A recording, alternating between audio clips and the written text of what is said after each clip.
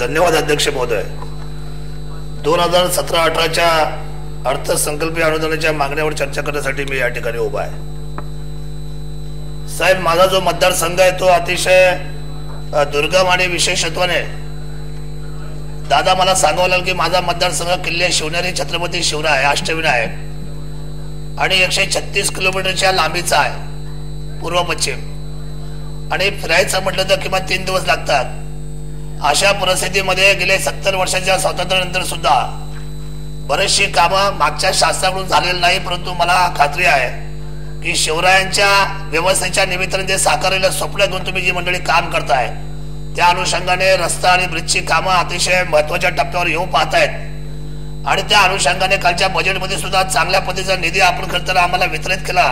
मी प्रथमतः आपल्या खात्याचं आणि महाराष्ट्र राज्य आणि मुख्यमंत्री आणि चंद्रकांत दादाचं मनापासून या ठिकाणी आभार व्यक्त करेल. तरी सुद्धा मला काही गोष्टी नमूद करायच्या, कारण मागण्यावर मी उभा आहे. देणाऱ्याने देत राहावे आणि खिलाऱ्याने एक दिवस ते देणाऱ्याचे हात घ्यावे असं म्हटलं जातं आणि मग त्या अनुषंगाने मी आपल्या समोर काही मागण्या मांडतो आहे. नाबार्डच्या बाबतीमध्ये पूल देऊ अशा पद्धतीच्या भूमिका पुढच्या कालखंडामध्ये एप्रिलमध्ये येऊ पाहत आहेत आणि त्या अनुषंगाने माझ्या असलेल्या किचकट मतदारसंघामध्ये दुर्गम भागामध्ये बरेचशा ब्रिजची मला त्या ठिकाणी आवश्यकता आहे. खोडद, पिंपळगाव, आर्वी, वाणेमाळा, त्याचप्रमाणे डिंगोर, आमले, शिवार, शिरोली बुद्रुक ते शिरोली खुर्द, त्याचप्रमाणे वडस ते पारुंडे, वडगाव कांदळी ते रासकरवाडी पिंपळवाडी, वडस पारुंडे, त्याचप्रमाणे जुना जेजुरी मार्ग, उमरज नंबर 1 ते खोडद बुद्रुक सहकार नगर, अशा पद्धतीचे ब्रिज गेले 70 वर्षाची मागणी माझ्या आम जनतेची आहे आणि यामध्ये मला जास्तीत न्याय आपण द्यावा. दुसरी गोष्ट दादा असं आहे की अष्टविनायकामध्ये एक कार्यक्रम आपण साकारला. एनओडीच्या माध्यमातून जवळजवळ 835 कोटीचं बजेट आपण त्या ठिकाणी निर्णायक भूमिकेचा घेतलेला आहे आणि उद्याच्या जून जुलै मध्ये मला असं वाटतं की त्या कामाची भूमिका स्पष्ट होणार आहे आणि म्हणून मला आपला विनंती करायची आहे की पर्यटनाच्या बाबतीमध्ये जुन्नर तालुका हा तालुक्याच्या असलेल्या अनेक तालुक्यांमध्ये अग्रेसर आहे आणि अग्रेसर असलेल्या तालुक्यामध्ये पर्यटनाला रस्त्याशिवाय पर्याय नाही आणि म्हणून माझ्या भागातले असलेले जे रस्ते आहेत त्याच्यामध्ये ओझर, लेण्याद्री, शिवनेरी आणि या परिसरातले नाणे घाट, त्या ठिकाणी दाऱ्या घाट, त्याप्रमाणे असलेल्या माळशेज घाट आणि असे निसर्गाने नटलेल्या या संपूर्ण व्यवस्थेला खरं तर रस्त्यांची असलेली भूमिका आपल्या माध्यमातून साकारली जाणार आहे आणि म्हणून मला हा सांगावं असं वाटतं की माझ्या परिसरामध्ये ज्या ठिकाणी रस्त्याची अडचण होत असताना आदिवासी भागामध्ये दाऱ्या घाट ते देवळे ते माणिकडो हा रस्ता होणं अतिशय गरजेचं आहे दादा. तिथे आदिवासी फार मोठ्या प्रमाणात भाग आहे आणि पांडवकालीन त्या ठिकाणी कोकणेश्वराचं अतिशय देखणीय मंदिर आहे. लोकांची गैरसोय मोठ्या प्रमाणात होते. 5 ते 6 लाख लोक त्या ठिकाणी दर्शनाला दरवर्षी श्रावणी सोमवारच्या निमित्ताने येत असतात आणि अतिशय दुर्गम भाग आहे. मोठा मार्ग आहे, MDR आहे आपला, निश्चितपणे आपण त्याचा विचार करावा.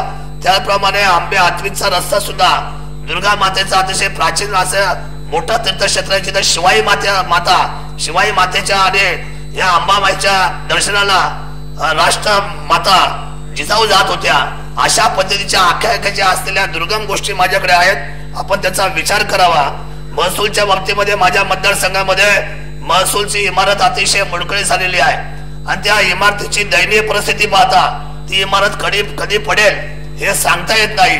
माझा प्रस्ताव शासनाकडे आहे आणि त्याच्यासाठी भरीव निधी त्या इमारतीसाठी मिळावा ही धारणा त्या शिवभूमीमधून तालुक्याचा आमदार या नात्याने माझी आहे. त्याप्रमाणे तिथे काम करणारे जे सरकार तलाठी आणि आपली जी यंत्रणा आहे साहेब त्याच्यासाठी अद्यावत अशा प्रणाली राबवा की जेणेकरून ते खुर्चीवर बसून काम करतील. आजही त्या वर्षानंतर अधिकारी त्या ठिकाणी बसून काम करायला मागत नाही अशी भावना लोकांच्या मनामध्ये आहे. वन विभागाच्या बाबतीमध्ये एक गोष्ट मला सांगावीशी लागेल साहेब की वन विभाग म्हणजे आदरणीय सुधीर मुनगंटीवार साहेब एक चांगले मंत्री. खरं तर दादा आपल्या बरोबर या मंत्रिमंडळामध्ये काम करताना आम्हाला अनुभव मिळाले आणि ही वस्तुस्थिती आहे की माझ्याकडे जे वारंवार बिबट्याचे हल्ले होतात, आजही बिबट्या निवारण केंद्र किल्ले शिवनेरीच्या पायथ्याशी आहे, माणिकडो या ठिकाणी आहे शासनाचा. तिथे 43 बिबटे आहेत, बंदिस्त आहेत, त्यांचं पालन पोषण शासन करत आहे.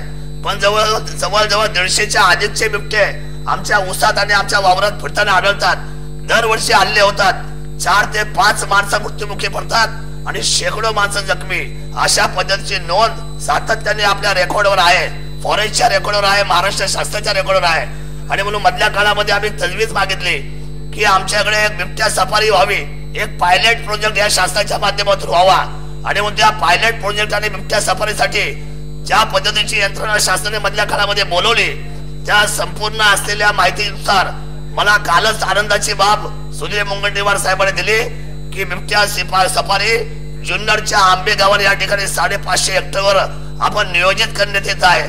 माझ्या मनामध्ये अतिशय आनंद आहे की शासनाचे धोरणात्मक निर्णय आणि बिबट्याच्या बाबतीतली असलेली पायलट प्रोजेक्टची सफारी ही किल्ले शिवनेरी जुन्नर या ठिकाणी येते आहे.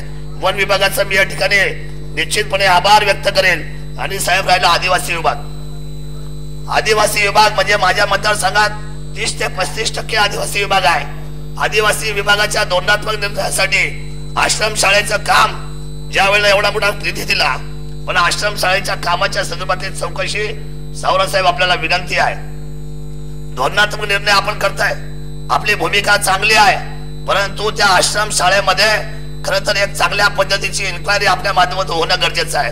एक चांगला कारभार, एक पारदर्शक कारभार, ज्या कारभारातून या संपूर्ण राज्यातली सर्वसामान्य जनता या त्या ठिकाणी निश्चितपणे आपल्या सर्व कारभारावर इथून पुढच्या कालखंडामध्ये एक विश्वासाने आणि आपुलकीच्या नात्याने मानली जाईल. कारण मधल्या काळामधला जो प्रकार तो मी 2 वर्ष सातत्याने जिल्हा परिषदच्या डीपीडीसी पासून तर मुंबईपर्यंत जे काही अहवाल सादर केले त्याच्यामध्ये सुसूत्रपणे यावी एवढीच भूमिका माझी आहे. पोषण आहाराच्या बाबतीमध्ये काळजी घेतली जावी एवढी अपेक्षा आहे. आणि तुम्ही मला बोलायची संधी उपलब्ध करून दिली, मी आपला आभार व्यक्त करतो. जय हिंद, जय महाराष्ट्र. धन्यवाद.